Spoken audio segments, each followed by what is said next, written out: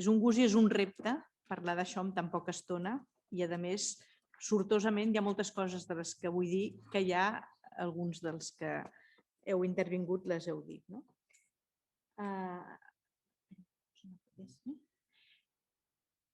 Hi ha una frase que, honestament, no recordo l'autor, la vaig llegir fa molts anys, però se'm va quedar, que diu: no hallando los hombres sentido a la muerte, pusieron su dicha en no pensar en ella. La mort, sens dubte, ens posa davant del sentit de la vida mateixa. No només es tracta de donar sentit a la mort, que potser no en té, sinó de trobar el sentit de la vida i d'una vida que és mortal.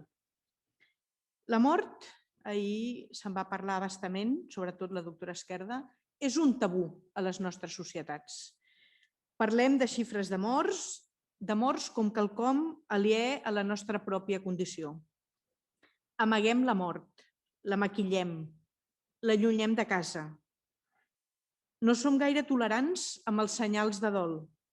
No ens donem permís social per plorar i compartir socialment la mort dels éssers estimats més enllà de 15 dies a molt estirar. Ens deia la doctora Esquerda que ja no toquen les campanes a morts en la nostra cultura. Hi ha autèntiques conspiracions de silenci per part d'alguns familiars, amics i professionals per no parlar de la mort amb el qui s'està morint. Com bé diu... Ai, què ha passat? Aquí? És aquesta la que es veu ara? És que no sé el que es veu. És aquesta la que vull que es vegi. Com bé diu Iona Heath en el seu magnífic llibre Qüestions de vida i mort, on exposa les reflexions de la seva pràctica de molts anys de metgessa de capçalera en un barri marginal de Londres, ella diu: morir es difícil. También es difícil ser médico. Presenciar cada dia l'agonia i prendre consciència un i altre cop dels límits de la ciència. Sap greu perquè no ho tenia posat i és igual. Iona Heath expressa que els metges necessitem ulls per veure la humanitat i la dignitat dels nostres pacients i per evitar apartar-nos del patiment i l'angoixa. Ahir també sortia que no ens han preparat, almenys a la carrera de Medicina, per acompanyar, jo diria que ni a bé ni a mal morir, per acompanyar a morir, ni tan sols per assumir el fracàs de les mesures terapèutiques. No ens agrada tocar límits. Som embarcats en unes societats on hem cregut que el poder, sobretot tecnològic, ens feia totipotents. Jo recordo que quan vaig tenir la plaça, llavors era ambulatori, no era cap encara, de Manso, jo a l'ambulatori del carrer Manso de Barcelona, jo em vaig estrenar, al dematí, jo tenia la visita per la tarda, em vaig estrenar amb 3 certificats de defunció. I me'n recordo que anant cap a casa del primer difunt, pensava: ai, Margarita, en tu vida te has visto en Teleprieto, perquè sí que ho havia fet a medicina legal, però era una cosa que em quedava tan estranya.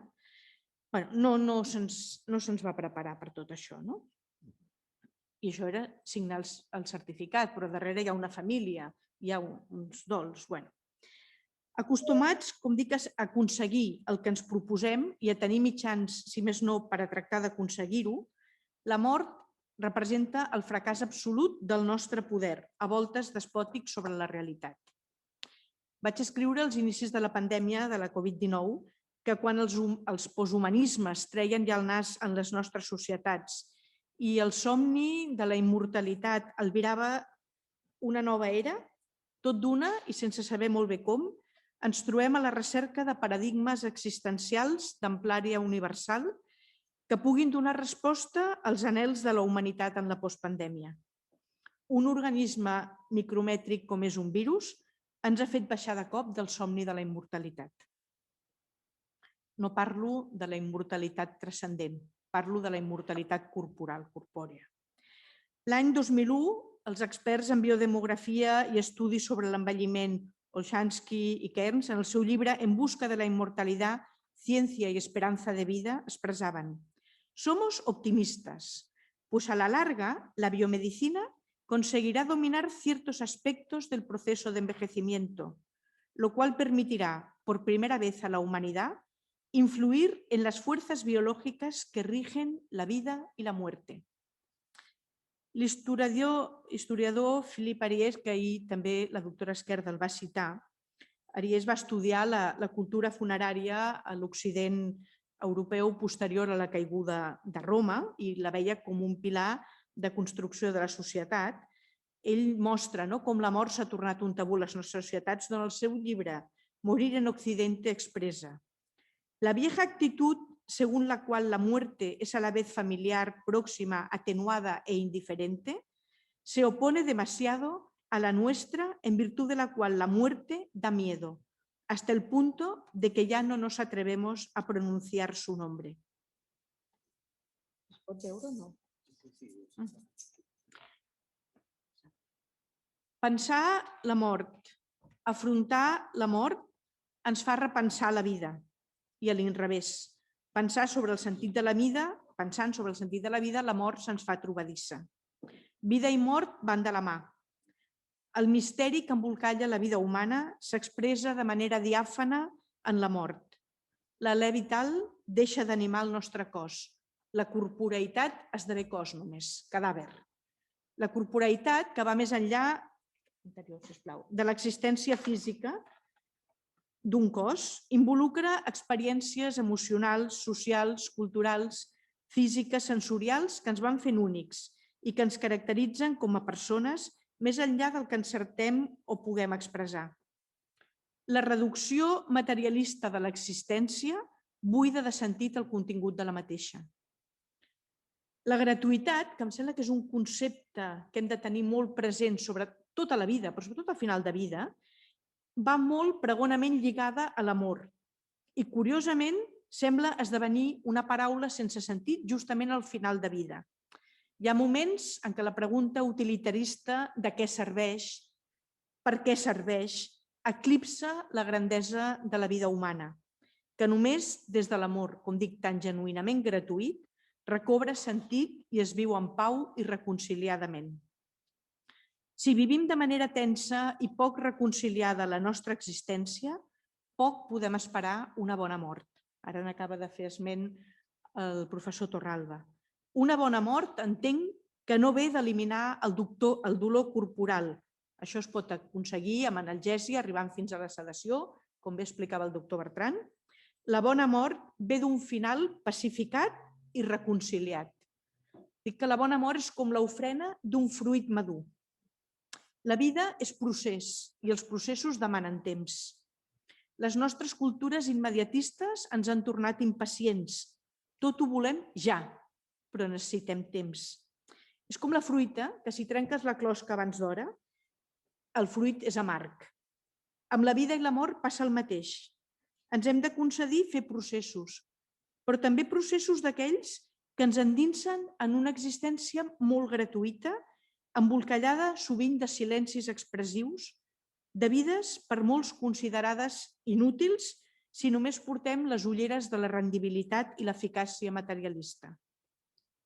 El que sovint no es pot expressar va modelant el nostre interior. És temps de despullar-se, de quedar-se nu per tal que només l'essencial ens habiti.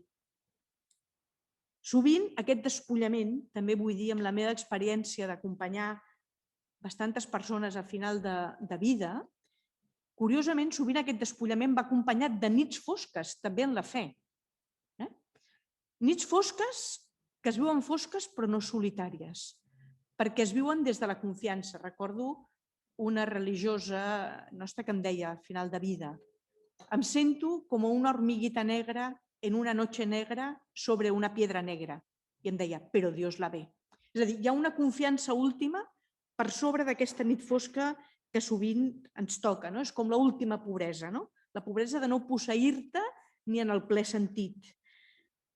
Això és veritat que és pouar en el nostre interior i allà fer confiança. Això demana un cor en pau. És comptar amb la força amorosa de la comunitat humana, de la pregària als que tenen fe. És donar-nos temps d'agrair i perdonar. El final de vida és paradoxalment temps de ser, no temps de fer. La vida és el més gratuït que tenim. La vida és un do. Pels creients, clarament, un do de Déu, del Déu de la vida que estima entranyablement tot el que ha creat. I entenc que és molt diferent abandonar-se confiadament al cor en majúscules de qui t'estima, és a dir, abandonar-se en el Déu amor, que no pas no poder fer aquest pas en l'evidència del misteri. De tota manera, la vida és un do per a tothom, creients i no creients. Ningú s'ha autoengendrat, la vida tots l'hem rebuda. Per tant, hem d'entrar en la lògica del do per encarar la mort. El filòsof de la Universitat de Harvard, Sandel, expressa en referència a la legalització de l'eutanàsia i el suïcidi assistit, diu: el nuevo régimen, en el que això fos legal, no serviría únicamente para ampliar el actual abanico de opciones, sino que alentaría también la tendencia a entender la vida como una posesión antes que como un don. Podría aumentar el prestigio que atribuimos a las vidas autónomas e independientes, en aquest concepte primer de dignitat que deia el professor Torralba. Y diu, habría que ver entonces cómo afectaría ese cambio a políticas como las dedicadas a la tercera edad, las personas discapacitadas, la pobreza y las personas enfermas, o cómo influiría sobre las actitudes de los médicos hacia sus pacientes o la de sus hijos hacia sus padres mayores. Y també afirma, i em sembla molt important, el hecho de que una persona quiera morir no hace que matarla sea moralmente posible y permisible, no hace que matarla sea moralmente permisible, aun cuando su deseo esté bien informado y no sea producto de coacción alguna. Los filósofos podrían responder que permitir el suicidio asistido no hace daño a quienes lo encuentran moralmente censurable.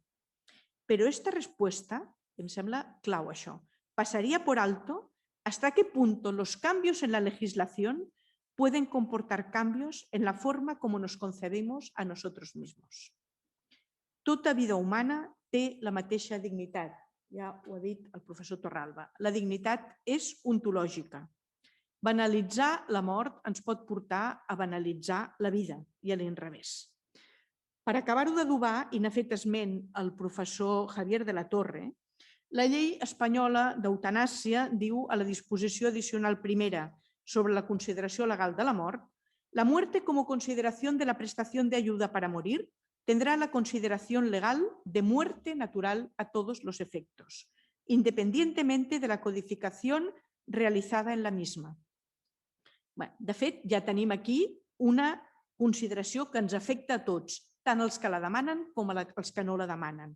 Canviar el concepte de mort natural, fins ara entesa com el resultat final d'un procés morbós en el que no hi ha participació de forces estranyes a l'organisme, sinó que l'etiologia de la mort és endògena o quan és exògena, com és el cas de les infeccions, és espontània. Com dic, canviar aquest concepte de mort natural ens capgira fonamentalment. Esborra la diferència entre natural i provocat. Desdibuixa una frontera molt clara i obre una porta a vulnerar els drets de les persones que estan en situacions de major vulnerabilitat. Per tant, ja tenim una afectació universal conceptual. No és que aquesta llei, els qui no la vulguin, no els hi afecta. Ens afecta a tots. Finalment, i potser hauria d'haver començat per aquí, vull indicar que abordar el sentit de la vida i el sentit de la mort s'ha de fer des de la perspectiva comunitària relacional que ens constitueix.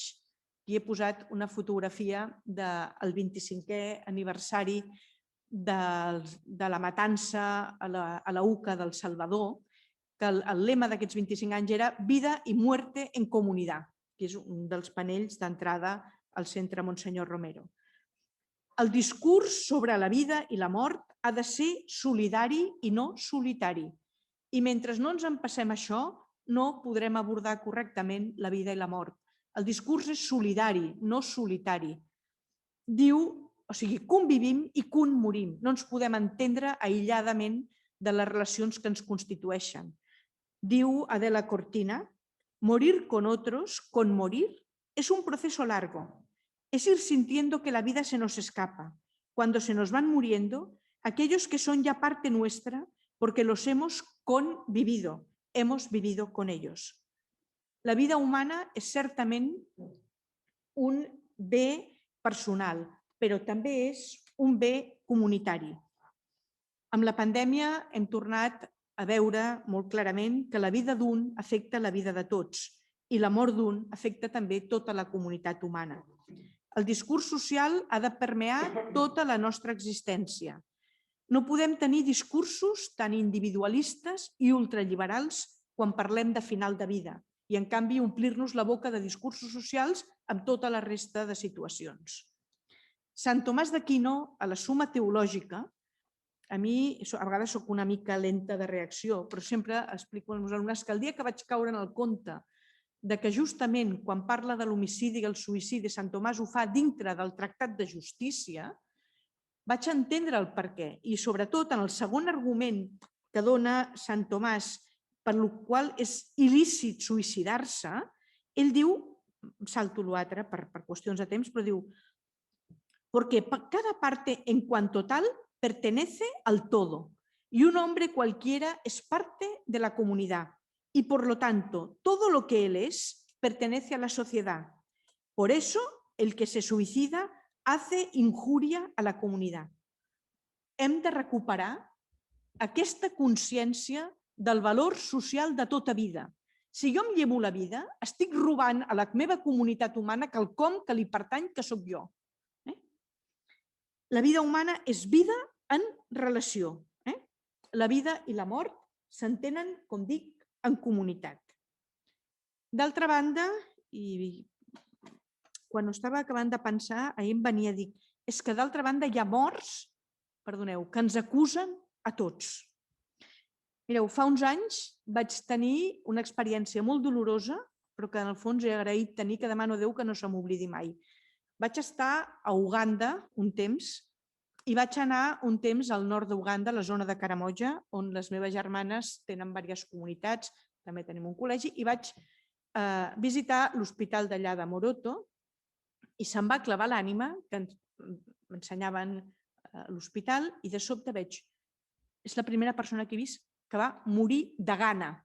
El van portar a l'hospital una hora abans de morir. Era un cadàver visquent, una lliçó d'anatomia viva, però és que jo, els ulls vidriosos d'aquell home que s'estava morint de gana, se'm van clavar l'ànima. I vaig pensar, hi ha morts, igual que hi ha vides, que ens estan acusant a tota la humanitat. El nostre discurs ha de ser solidari, repeteixo, i no solitari. No és la meva vida i no és la meva mort. És la nostra vida i la nostra mort. Hi ha la gran pregunta que ens fa ja al començament de la Bíblia, la gran pregunta ètica que travessa la història de la humanitat. Què n'has fet del teu germà? Què n'has fet del teu germà? El cinquè precepte del Decàleg també, que és no matis, és salvaguardar el valor fonamental que té la vida, perquè sobre ella es fonamenten la resta de valors. Vaig acabant. Diu Evangelium Vitae, el número 54, explícitament el precepte no matis té un fort contingut negatiu. Indica el límit que mai no pot ser transgredit. Implícitament, tanmateix, continua Evangelium Vitae, du a una actitud positiva de respecte absolut per la vida, ajudant a promoure-la i a progressar pel camí de l'amor que dona, acull i serveix. I més endavant, en el número 95, diu tots junts hem de construir una nova cultura de la vida. Em sembla que això només es pot copsar des de la gratuïtat. Una persona em deia un dia, bueno, però si jo ja he fet tot el que havia de fer i crec que ja moro reconciliadament, doncs l'última ofrena de la meva vida, per no ser una càrrega gravosa pels meus familiars, per què no em puc dir que em matin o un suïcidi assistit? I jo li deia, mira, hi ha un punt que és que per molt que vulgui a mi em costa d'entendre i és autoconcedir-me, per mi, perdoneu, és una supèrbia existencial, aquesta autoconsciència tan clara de que ja he fet tots els processos que he de fer. Perquè moltes vegades, en l'interior de les persones, fins i tot quan ja no es poden expressar, es van madurant processos d'autoreconciliació també, no? És una presència molt gratuïta i no la podem entendre si no és des d'aquesta gratuïtat. I si no ens traiem, com he dit abans, les ulleres de la rendibilitat i de l'eficacisme. Evidentment, abans també ens parlava el professor Javier de la Torre, m'agradaria pensar que no hi ha interessos econòmics al darrere, però, nois, per molt que ho intento, no ho puc pensar. Unes societats, per tant, això de construir una nova cultura de la vida, unes societats més justes on els pobres i tots els que estan en situacions d'especial vulnerabilitat siguin els més protegits i respectats. I acabo amb aquest text del Deuteronomi. Avui prenc el cel i la terra com a testimoni contra vosaltres. Et proposo d'escollir entre la vida i la mort, entre la benedicció i la maledicció. Tu escull la vida i viuràs tu i la teva descendència. Estima el Senyor, el teu Déu, obeeix-li i sigues-li fidel. En ell trobaràs la vida. Per tant, humanitzem la vida i la mort per tal de poder transitar per camins de felicitat. Moltes gràcies.